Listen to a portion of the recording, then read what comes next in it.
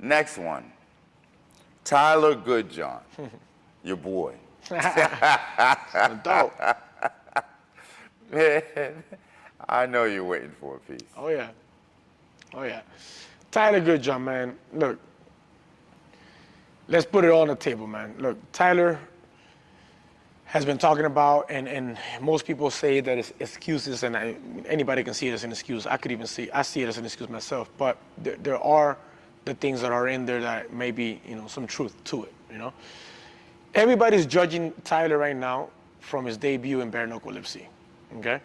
Well, from his debut against Crazy Horse, who calls himself Felony now, right? Never heard of him before that. All right, exactly. So, okay. So in his debut, he didn't look great. He didn't look great against the washed-up Charles Bennett. I knocked out Charles Bennett 9 years ago in the first round when he was dangerous. Charles. When he was dangerous. When he was still doing flips. When he was dangerous, exactly. Yeah, When he was still doing flips. Yeah, when he was knocking people out, he was scary to fight on feet. Yeah, I was a fan. Yeah. I love watching him. You never knew what you was going to get. You never know what you're going to get into. Exactly. And people would beat him by decision or by submission. Mm-hmm. Or holding him down. But not striking. No. I knocked him out. Yes. With a blown knee, by the way.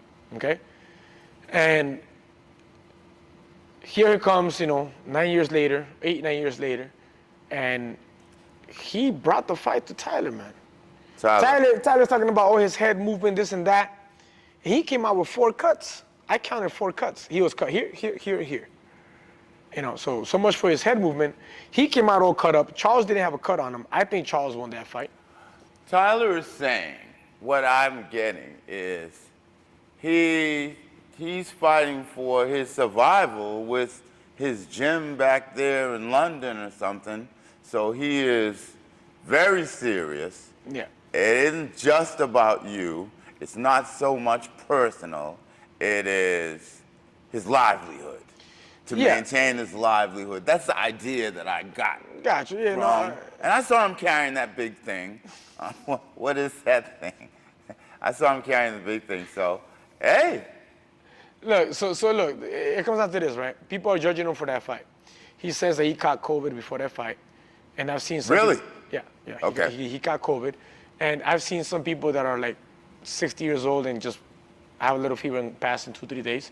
And I've seen some people like my strength and conditioning trainer. Yes. Which is a freak of nature, does triathlons for fun. And he was knocked out for 17 days. So maybe he did catch COVID, and I think it was true. And maybe the recovery wasn't well. Supposedly when he was here, he was alone. He didn't have a trainer. His mind wasn't in the right place. Right, he had to shut his gym down. This is what it comes down to, man. Tyler must have been something in the UK, in England. He must have had something going for him because he has a big following.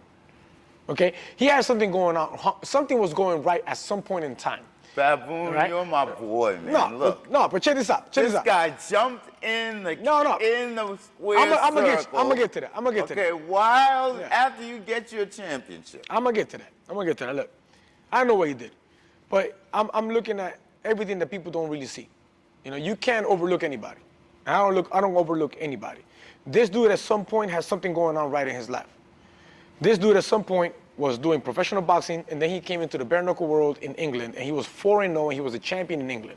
So as of right now, you're looking at the England bare knuckle champion against the American bare knuckle champion. That's what you're looking at. Well, He's 4-0 in bare knuckle. Right. He won those fights. In England. And those videos are up there. Okay. And I'm 3-0 here. Mm-hmm. Okay? Somewhere along the way, this dude got caught up in his own sauce. You know what I mean? He got caught up in his own hype. Too much with the smoking and the chilling and the women and the prostitutes and I don't know what he does and the show off and all this. He comes over here to Miami, he's living the big life and thinking he is.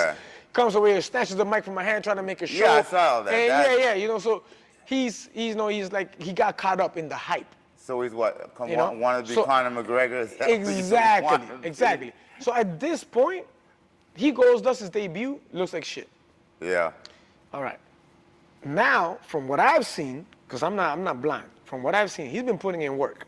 Mm-hmm. He's been putting in work for a long time because this fight has been delayed over and over again. Well, sure. This fight should have happened like 4 months ago, 5 months ago. Yeah. We're going on 7 months since I fought last, since he snatched the mic from my hand, right? And he's been putting in work. So I believe that I'm getting the best Tyler Goodjohn that ever was. I believe that something clicked in his brain where he realized that the best opportunity that he had in his life is here and is now, and he better get to work, and I think he's putting in that work. The only thing that I can say after that is that it's too little, too late.